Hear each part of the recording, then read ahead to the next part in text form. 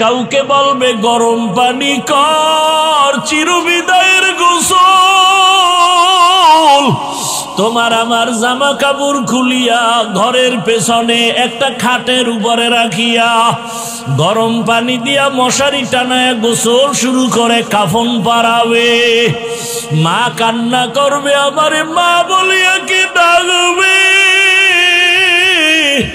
কাফনে পেঁচায় যখন মসজিদের খাটে উঠাইয়া কবরের দেশে নিয়ে যাবে, জানাজার মাঠে নিবে, মা জানালা দিয়া ডাকবে আর বলবে, আবার বাবারে কই দাও।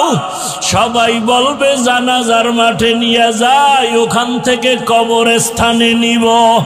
মা বলবে, আমার বাবার চেহারাটা শেষবারের মতো একটু দেখাও, আর জীবনে দেখা হবে না।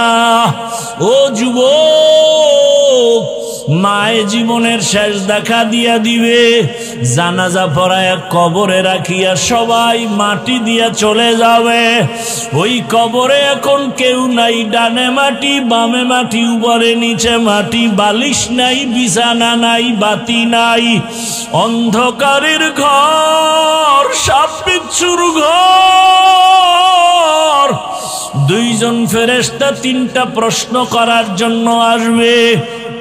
রবের পরিচয় দাও, ধর্মের পরিচয় দাও, রহমতের নবীর পরিচয় দাও। ওরে যারা নামাজ নাই, রোজা নাই, দাড়ি নাই, টুপি নাই, ওরা কবরে গিয়া বলবে, হা হা লা আদরি, আফসুস আমি কিছুই জানি না, কিছুই জানি না।